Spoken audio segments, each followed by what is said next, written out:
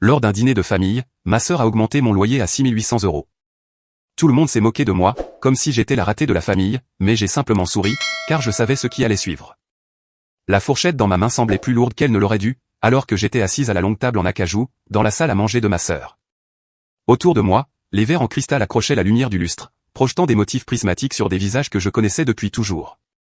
Ma mère tamponnait sa bouche avec une serviette en lin, mon père découpait sa côte de bœuf, et mon beau-frère, Marcus, se servait un autre verre d'un vin qui coûtait probablement plus cher que mon budget de course mensuel. Madison, ma sœur aînée de 3 ans, siégeait en bout de table, telle une reine tenant sa cour. Alors, Élise, commença Madison, d'une voix dégoulinante d'une douceur artificielle, nous devons discuter de tes conditions de logement. Je connaissais ce ton. C'était le même qu'elle utilisait, quand nous étions adolescentes, pour dire à maman que j'avais emprunté ses vêtements sans demander. Le même ton qu'elle avait employé, lors de ma remise de diplôme, pour annoncer ses fiançailles et me voler la vedette. C'était la voix de quelqu'un qui aimait voir les autres se tortiller d'inconfort. D'accord, répondis-je, en posant délicatement ma fourchette. Marcus et moi avons passé nos finances en revue, continua-t-elle en jetant un regard à son mari, qui hocha la tête sur commande. Et nous avons réalisé que l'accord de location actuel, celui que nous avons avec toi, est nettement inférieur à la valeur du marché. Nous augmentons ton loyer à 6 800 € par mois, annonça-t-elle, ses lèvres s'étirant en un sourire qui n'atteignait pas ses yeux. Et c'est effectif immédiatement. Le silence qui suivit fut assourdissant. Je sentis mon estomac se nouer, mais je gardai un visage neutre. Une augmentation de 850%.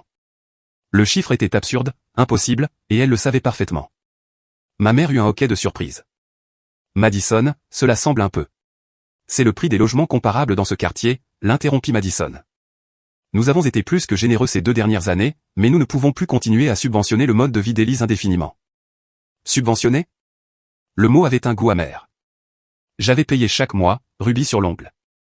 C'est bien en dessous du marché, renchérit Marcus, en faisant tourner son vin dans son verre. Nous perdons des milliers d'euros en revenus potentiels. La propriété à 2 rue d'ici se loue 7 000 € pour une unité similaire. Cette propriété dispose d'une piscine, d'une salle de sport, et d'appareils électroménagers de cette décennie, fis-je remarquer. Madison balaya l'argument d'un geste de la main. Détail. Le point important, Élise, c'est que tu as 34 ans. Tu dois voler de tes propres ailes. Nous ne pouvons plus entretenir ta dépendance. Mon frère cadet, Tyler, qui consultait son téléphone, leva les yeux. Mec, c'est dur, là. C'est ce qu'on appelle de l'amour vache, répondit Madison. Peut-être que si quelqu'un lui en avait donné plus tôt, elle ne se serait pas mariée à un accro au jeu qui l'a ruinée. La table explosa en rires inconfortables.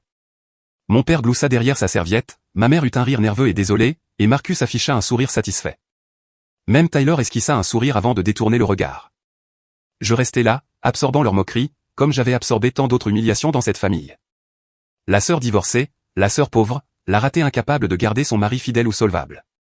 Celle qui travaillait comme assistante juridique, au lieu d'être avocate comme Madison. J'étais le conte de fées à l'envers qu'ils ressortaient chaque fois qu'ils avaient besoin de se sentir mieux dans leur propre choix. Alors, qu'en dis-tu, elle? Madison se pencha en avant, son bracelet de diamant captant la lumière. Es-tu capable de te comporter en adulte responsable, ou devons-nous chercher un vrai locataire?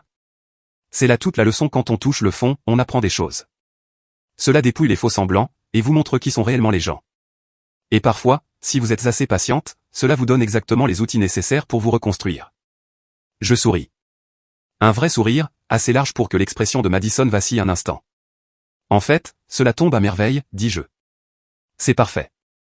Madison haussa les sourcils. Tu peux te permettre de payer 6 800 € par mois. Oh, je le pourrais, dis-je nonchalamment en portant mon verre d'eau à mes lèvres. Mais je n'en aurais pas besoin. Je déménage de toute façon. Ma signature définitive pour l'achat de ma maison est prévue jeudi prochain. La confusion sur leur visage fut un pur délice. Ma mère posa son verre, Marcus s'arrêta de mâcher, et Tyler baissa complètement son téléphone. Un achat, demanda mon père. Oui, pour une maison, expliquai-je, en gardant un ton léger. Une magnifique victorienne de 3 chambres, dans le district de Riverside. Tu sais, le quartier où Madison a toujours dit vouloir vivre avant de se résoudre à s'installer en banlieue. Le visage de Madison devint livide. Tu achètes une maison? Elle est déjà achetée. Techniquement, j'attends juste la finalisation des documents. J'ai donné un apport de 20% et j'ai obtenu un excellent taux d'intérêt. Ma cote de crédit s'est bien rétablie après le divorce, une fois que les dettes de Derek ont été légalement séparées des miennes. Avec quel argent? La voix de Madison devint perçante. Tu es assistante juridique. J'étais assistante juridique, rectifiai-je. J'ai passé l'examen du barreau en février dernier, et je l'ai réussi du premier coup. Je travaille comme avocate associée chez Morrison & Webb depuis 6 mois. Ma mère porta sa main à sa poitrine. Élise, pourquoi ne nous as-tu rien dit? Je voulais répondre, parce que vous n'avez jamais demandé. Parce que chaque dîner de famille depuis 2 ans tournait autour de la promotion de Madison, de la dernière idée de start-up de Tyler, du handicap de golf de papa ou des œuvres caritatives de maman. Personne ne m'avait jamais interrogé sur ma vie, au-delà de quelques questions polies et pleines de pitié pour savoir si j'allais bien. Je voulais attendre que tout soit réglé, dis-je à la place. Le cabinet a apprécié mon travail d'assistante et m'a proposé de financer ma préparation au barreau. Ils m'ont promu avocate dès ma réussite. Le salaire est très confortable. À quel point, demanda Marcus. Les associés débutants chez Morrison & Webb commencent à 140 000 €, précisai-je. Sans compter les bonus. J'ai reçu une prime de signature de 30 000 € en acceptant le poste. Le silence changea de nature, il devint pesant. La fourchette de mon père s'arrêta à mi-chemin de sa bouche. Tyler me regardait comme si j'avais soudainement 2 têtes.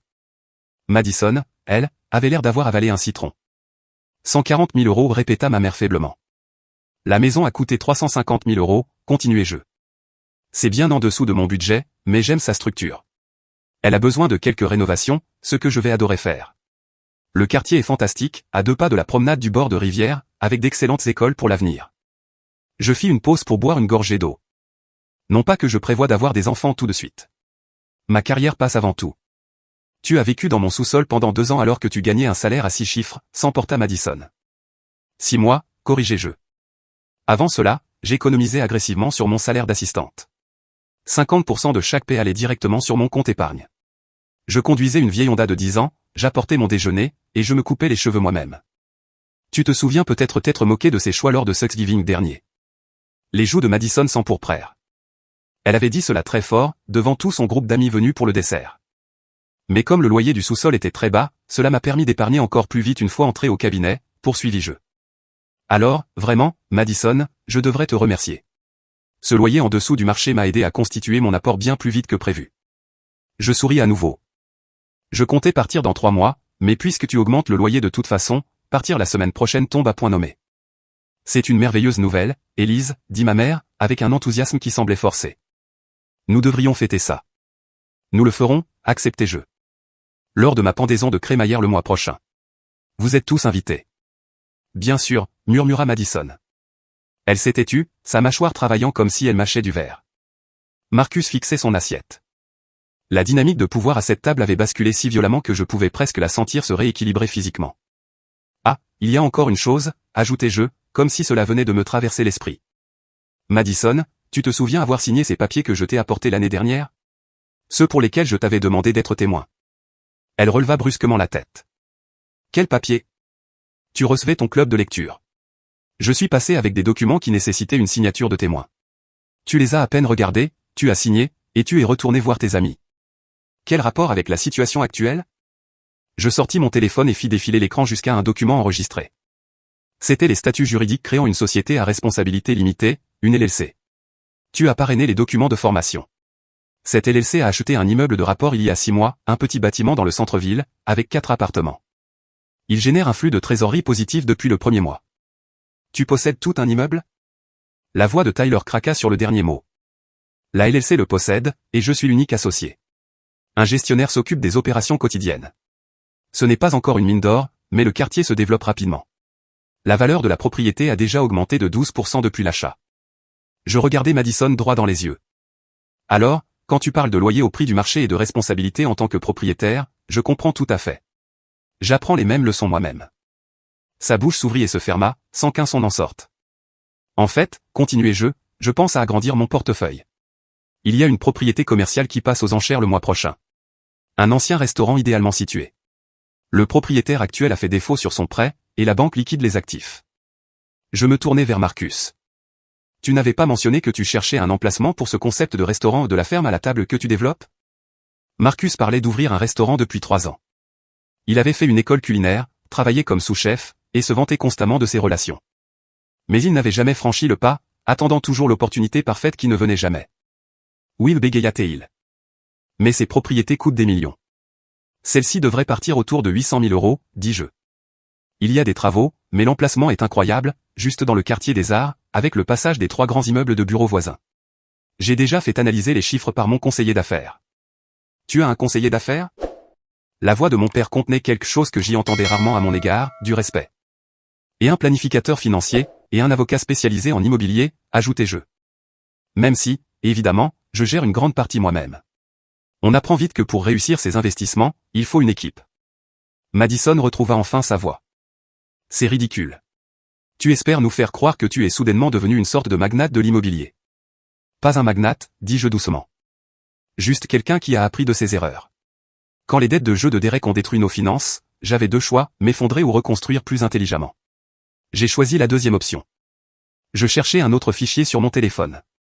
L'avocate que j'avais engagée pour mon divorce, Catherine Morrison, qui est devenue ma patronne par la suite, m'a appris une chose précieuse.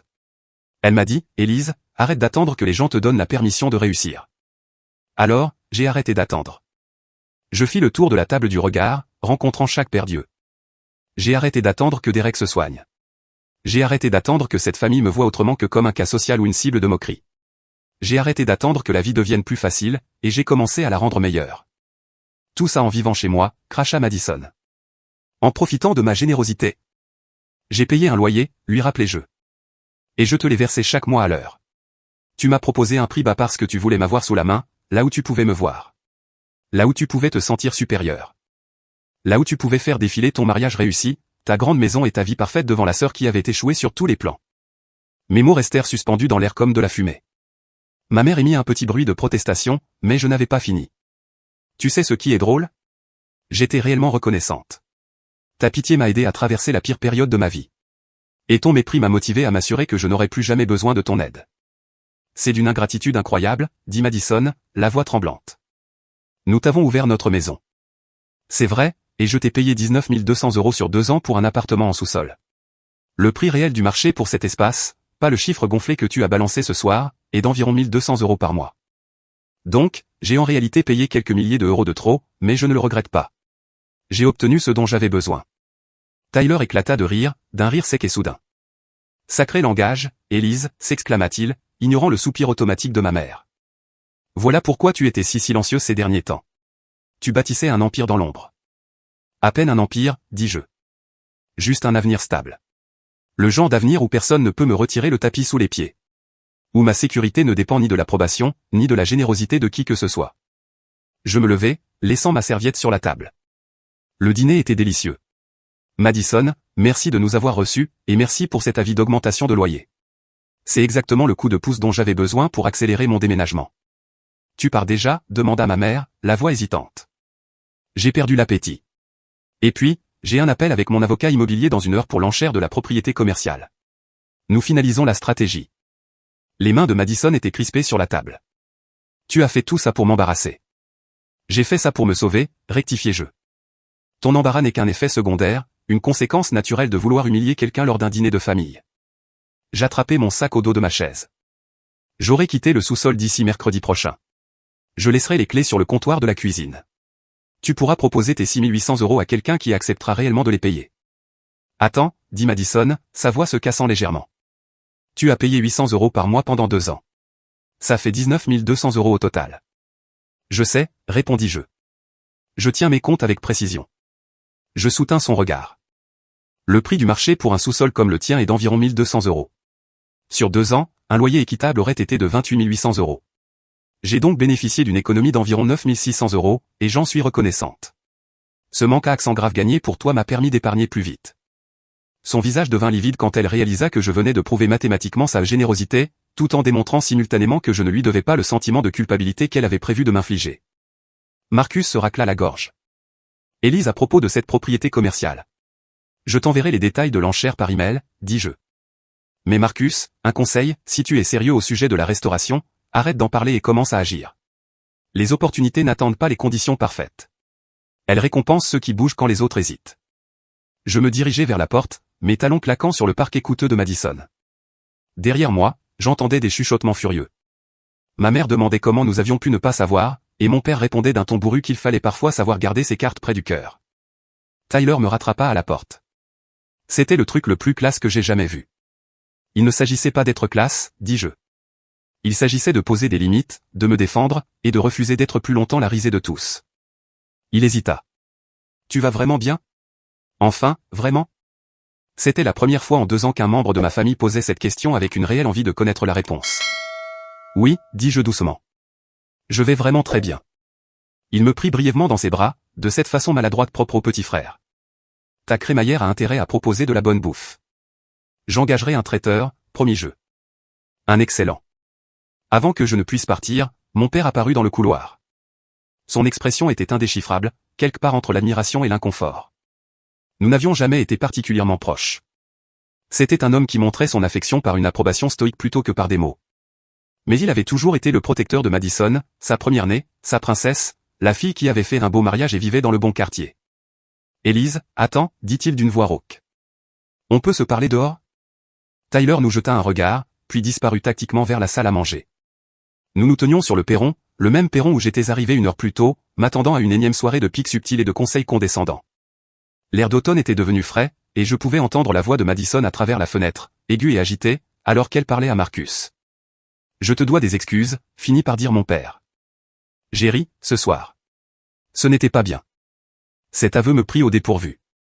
Mon père ne s'excusait jamais, il préférait insister, changer de sujet, ou prétendre que les moments embarrassants n'avaient jamais eu lieu. Je pensais que Madison t'aidait, continua-t-il. En t'offrant un endroit où te poser après que tout se soit effondré avec Derek. Je n'avais pas vu qu'elle s'en servait comme d'un levier, comme d'un moyen de se sentir supérieure. Elle m'a aidé, dis-je avec prudence. Ce sous-sol m'a apporté de la stabilité quand je n'en avais plus aucune. Mais oui, elle s'en est aussi servie pour se positionner au-dessus de moi. Les 2 choses peuvent être vraies à la fois. Il hocha lentement la tête, fixant la pelouse impeccable qui coûtait probablement plus cher en entretien que mon ancien budget de course. Quand tu as épousé Derek, j'ai pensé que tu faisais une erreur, dit-il. Il semblait instable, peu fiable.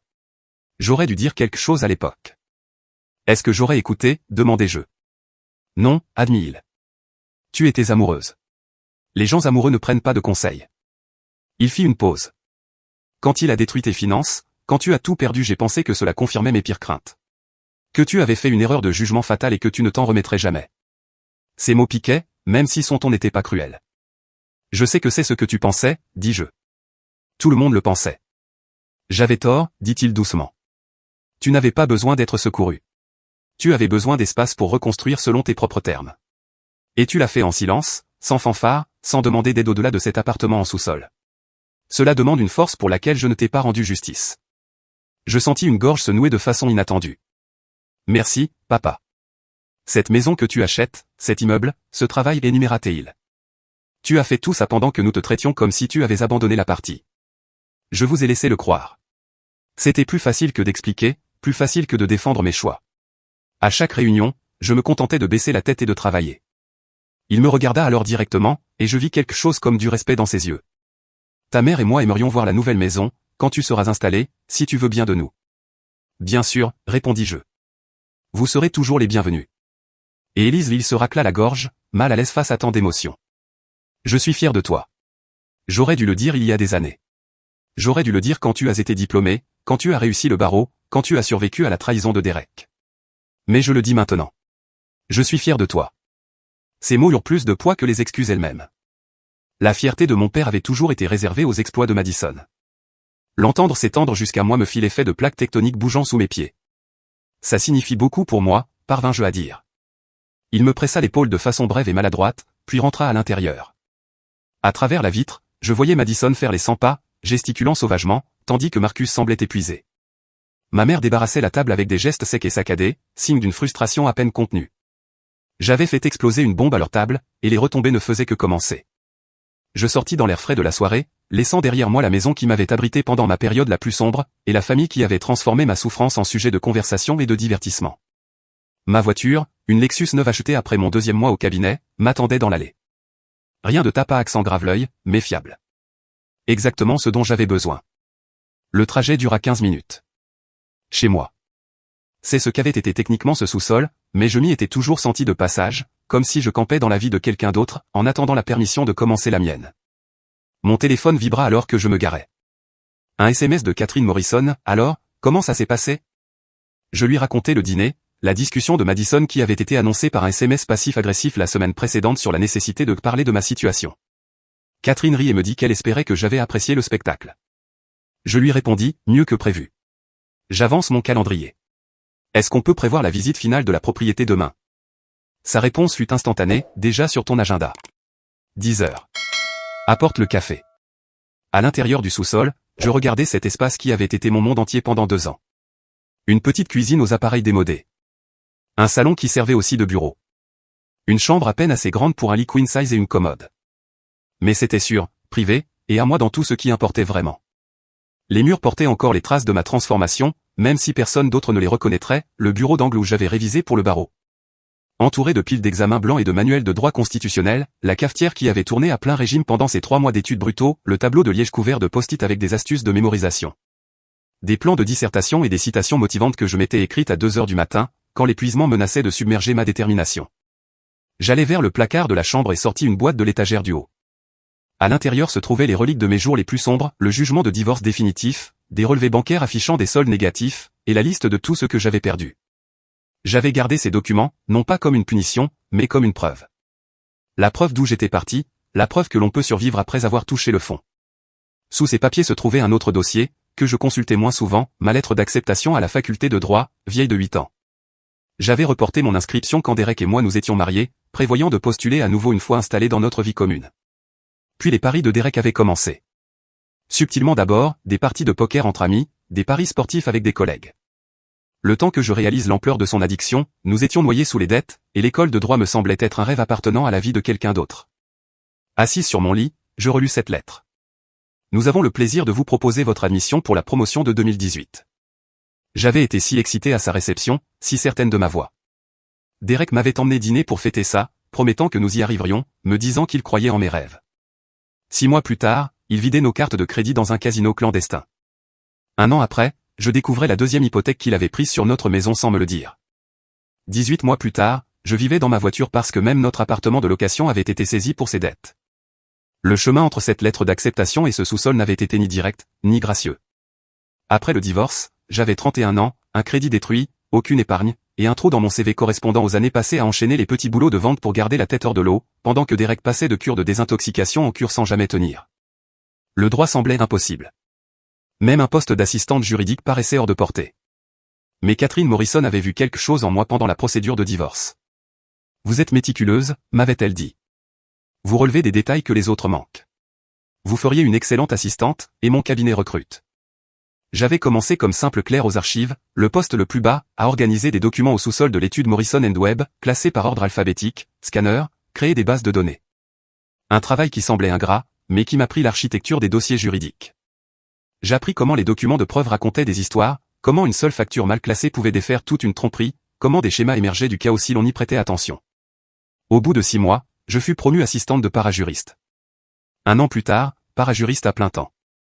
Catherine remarqua mon éthique de travail, ma précision, et ma façon de rester tard pour m'assurer que chaque citation était correcte. Le salaire n'était pas impressionnant, 52 000 €, mais il était stable. J'en épargnais la moitié sur chaque chèque, je vivais de riz et de haricots, je poussais ma vieille Honda jusqu'à l'épuisement, et je me coupais les cheveux en suivant des tutoriels sur YouTube. Quand Catherine apprit que j'avais dû renoncer au droit, elle me fit une offre qui changea tout. « Passez le barreau », me dit-elle. En Californie, vous pouvez vous présenter à l'examen sans passer par une école de droit si vous suivez le programme d'études en cabinet d'avocat. Je superviserai votre formation. Si vous réussissez, vous aurez un poste d'associé ici. Si vous échouez, vous gardez votre poste actuel et vous réessayez. Aucun risque pour vous. C'était une voie inhabituelle, mais légale et possible. J'étudiais comme si ma vie en dépendait, car c'était le cas. Chaque matin à 5 heures avant le travail, chaque soir après, et tous les week-ends à la bibliothèque. J'abandonnais toute vie sociale, toute rencontre amoureuse, tout ce qui n'était pas le travail ou l'étude. L'achat de l'immeuble se concrétisa grâce à un timing parfait. J'avais économisé 38 000 € sur mon salaire en 18 mois d'épargne intense. Quand j'ai réussi l'examen en février dernier, le cabinet m'a versé cette prime de signature de 30 000 €. En combinant cela avec un prêt pour petite entreprise plus facile à obtenir avec mon emploi stable et mon nouveau poste d'avocate, j'avais assez pour l'apport d'un immeuble de 4 unités. 68 000 € d'apport pour une propriété de 340 000 €. Les revenus locatifs couvraient l'hypothèque, et j'étais passé d'assistante à avocate en juin, il y a 6 mois. J'ouvris mon ordinateur et fis défiler les photos de ma nouvelle maison. 3 chambres, 2 salles de bain et demi, des parquets d'origine à poncer, une cuisine saine mais au placard des années 80, et un jardin avec de grands arbres. Rien de luxueux ou d'ostentatoire, mais entièrement à moi. Les calculs avaient fonctionné parce que je les avais forcés à fonctionner. 6 mois de salaire d'avocate représentaient 70 000 € bruts, environ 48 000 € après impôts. J'en avais mis 30 000 de côté. En ajoutant ma prime et ce qu'il restait de mes économies d'assistante, j'avais exactement 72 000 euros. L'apport de 20% pour la maison à 350 000 euros était de 70 000 euros. J'utilisais les derniers 2 000 euros pour les frais de clôture et gardais mon fonds d'urgence intact grâce à ce timing millimétré. C'était agressif, peut-être même téméraire selon certains critères, mais j'avais appris que les risques calculés n'avaient rien à voir avec les paris de Derek. J'avais refait les calculs 100 fois, testé tous les scénarios, m'assurant de pouvoir couvrir les 2 hypothèques même en cas de perte d'emploi. Ce n'était pas du désespoir, c'était de la stratégie. La maison victorienne était une saisie immobilière, d'où son prix sous le marché. Les anciens propriétaires l'avaient perdue lors d'un divorce difficile, une situation que je comprenais intimement. Quand mon agent immobilier me l'avait fait visiter, j'avais traversé des pièces qui contenaient encore les échos des rêves brisés d'autrui, et j'y avais vu une possibilité plutôt qu'une tristesse. Mon téléphone sonna. Madison. Je la laissai tomber sur ma messagerie. Il sonna encore, et encore. Au 4e appel, je décrochai enfin. Allô? Tu m'as fait passer pour une idiote, dit-elle, la voix étranglée par la fureur. Tu t'es fait passer pour une idiote toute seule, répliquai-je. J'ai simplement refusé de jouer le jeu. Maman est bouleversée, papa est confus, Tyler n'arrête pas de rire, et toi, tu as honte. Je sais, admis-je. C'est ce qui arrive quand on décide d'annoncer une augmentation de loyer à 6 800 euros pendant un dîner de famille. J'essayais de te motiver. En m'humiliant? Oui, Madison. Tu m'as motivé ainsi toute notre vie. Quand j'ai pris du poids au lycée, tu me motivais en me comparant à nos cousines plus minces. Quand j'ai choisi d'être assistante plutôt que d'aller en école de droit, tu me motivais en disant à tout le monde que j'avais renoncé à mes rêves. Quand Derek est parti, tu me motivais en me rappelant sans cesse que j'avais échoué mon mariage. J'étais honnête. Tu étais cruel. Il y a une différence, et j'ai fini d'accepter ta cruauté sous couvert d'intérêt pour moi. Un silence s'installa. Puis, tu achètes vraiment une maison à Riverside? C'est fait, dis-je au passé. Je signe la semaine prochaine. Et l'immeuble 4 appartements, tous loués? Un cash flow positif? Nouveau silence. Depuis combien de temps prépares-tu cela? Demanda-t-elle. L'immeuble, ça fait 2 ans. Juste après avoir emménagé dans ton sous-sol. 2 ans, répéta Madison d'une voix faible. J'ai passé 18 mois à économiser chaque centime, à faire des recherches sur les propriétés, à nouer des contacts avec des investisseurs immobiliers. J'ai conclu l'achat de l'immeuble il y a 6 mois, juste avant de devenir avocate. Le timing n'était pas une coïncidence. Tu as prévu tout ça pendant 2 ans, prévu de ne plus jamais être vulnérable financièrement? Oui. Elle ne répondit rien. À partir du moment où Derek a détruit nos vies, continuai-je, je me suis juré que plus personne n'aurait jamais ce pouvoir sur moi. Ni lui, ni toi, ni personne. Prévu quoi d'autre? Demanda-t-elle. Mon indépendance financière, dis-je. Depuis le jour où Derek a vidé notre compte pour une dernière partie de poker. Depuis le jour où je me suis retrouvé à vivre dans ma voiture pendant 3 nuits avant que tu ne m'offres généreusement ton sous-sol. Depuis chaque réunion de famille où j'étais la ratée pour qui on avait de la peine, ou de qui on riait. On ne riait pas de toi. Si, affirmai-je. Vous le faisiez tous. Autre silence. Peut-être que j'en avais besoin, une fois, repris-je. Peut-être que j'avais besoin d'être si mal à l'aise dans votre pitié que j'aurais fait n'importe quoi pour m'en échapper. Alors, merci pour ça. J'imagine que ton mépris a été plus motivant que tes encouragements ne l'auraient jamais été. Je l'entendais respirer, de façon rapide et saccadée. Quand elle reprit la parole, sa voix était plus petite. Je ne savais pas que tu souffrais à ce point. Tu n'as pas demandé, dis-je. Tu as supposé. Elle resta silencieuse. La propriété commerciale, finit-elle par dire. Si Marcus est sérieux, il devrait t'appeler. Nous pourrons discuter des termes de l'investissement comme des adultes, conclus-je. Je veux voir un plan d'affaires solide, une analyse de marché, une structure de financement. Si les chiffres collent, je l'envisagerai. Tu ferais affaire avec nous après ce soir? Les affaires sont les affaires, dis-je. Le personnel est le personnel. Je sais faire la part des choses, même si toi tu n'y arrives pas. Mais comprends bien ceci, si nous faisons affaire ensemble, je ne serai pas ta petite sœur qui demande une faveur. Je serai un investisseur évaluant une opportunité. La dynamique de pouvoir a changé. Je pouvais presque l'entendre recalibrer ses pensées. Je dois y aller, dit-elle finalement. Je serai là mercredi matin pour faire mes cartons. L'appartement sera propre et vide à midi, annonçai-je. Elle raccrocha sans dire au revoir. Je fixai mon téléphone, puis regardai le sous-sol une dernière fois. Il avait rempli son rôle, un abri pendant la tempête, une fondation pour la reconstruction, une rampe de lancement pour ce qui suivrait. Mon ordinateur émit un signal sonore, m'indiquant un email de mon conseiller financier. Objet, revue des investissements du T3. Je l'ouvris, parcourant les chiffres, valeur du portefeuille en hausse de 18% sur un an, compte de retraite entièrement alimenté, fonds d'urgence couvrant 6 mois de dépenses, excellent ratio d'endettement. Il y a 2 ans, je n'avais que des dettes, de la honte, et une famille qui me voyait comme un exemple à ne pas suivre. Aujourd'hui, j'avais une carrière, des investissements immobiliers, et la certitude d'avoir tout bâti par moi-même. La semaine suivante passa en un éclair. J'engageais des déménageurs pour les meubles que je souhaitais garder et vendis le reste. J'organisais les contrats d'énergie pour la nouvelle maison. Je rencontrais des entrepreneurs pour la rénovation de la cuisine et le ponçage des parquets. Je travaillais 12 heures par jour au cabinet, facturant mes heures et bâtissant ma réputation. Mercredi matin, je chargeais le dernier carton dans ma voiture. L'appartement en sous-sol était vide, propre, impeccable. Je laissais les clés sur le comptoir du haut avec un mot, merci pour ces 2 années. Bonne chance avec vos futurs locataires. Madison n'était pas là. J'ignorais si c'était intentionnel, mais j'en étais reconnaissante. Certains adieux gagnent à ne pas être formulés. La signature le jeudi dura 2 heures. Je signai mon nom 47 fois, serrai la main de mon avocat immobilier, et acceptai les clés de ma maison. Ma maison. Le mot sonnait de façon étrange et parfaite à la fois. Catherine Morrison me rejoignit 1 heure plus tard, apportant du champagne et des gobelets en plastique. Nous trinquâmes dans le salon vide, alors que la lumière du soleil traversait les fenêtres qui avaient besoin de nouveaux rideaux. Tu as bien travaillé, gamine, dit-elle. De cliente pour un divorce à propriétaire, puis collègue et futur magnate de l'immobilier, c'est un sacré parcours. Je ne suis pas un magnate. Pas encore, dit-elle, mais tu le deviendras. Tu as la faim et la discipline. C'est plus rare qu'on ne le pense. Nous bûmes ce champagne bon marché dans une maison vide en discutant de l'enchère pour la propriété commerciale, des tendances du marché et des quartiers en devenir. C'était ma vie désormais, pas parfaite, pas exempte de défis, mais entièrement la mienne. La crémaillère eut lieu 4 semaines plus tard. J'engageai des traiteurs, achetai de nouveaux meubles, accrochai des tableaux sur des murs qui sentaient encore légèrement la peinture fraîche. La maison n'était pas terminée et la cuisine avait encore ses placards des années 80, la salle de bain principale avait besoin de travaux mais elle était habitable, présentable, et elle était mienne. Mes parents arrivèrent tôt, ma mère portant un plat comme si elle rendait visite à une étudiante dans son dortoir. Ils parcoururent la maison les yeux grands ouverts, mon père caressant les moulures d'origine, ma mère s'extasiant devant le jardin. C'est magnifique, elle, dit doucement ma mère. Je suis désolé que nous n'ayons pas su à quel point tu travaillais dur. Je n'en faisais pas la publicité. Tu n'aurais pas dû avoir à le faire. Elle me regarda vraiment, peut-être pour la première fois depuis des années. J'ai laissé Madison donner le ton. Je l'ai laissé te faire sentir toute petite. Je suis désolé pour ça. Ce n'était pas tout, mais c'était déjà quelque chose. Merci, dis-je. Tyler arriva avec sa petite amie et affirma immédiatement qu'il avait toujours su que je retomberais sur mes pattes. Madison et Marcus arrivèrent les derniers, avec un retard calculé. Madison arborait le sourire qu'elle réservait aux gens qu'elle devait impressionner. Élise, ta maison est charmante, dit-elle en me faisant une bise aérienne. Merci. Marcus me prit à part pendant que Madison se mêlait aux invités.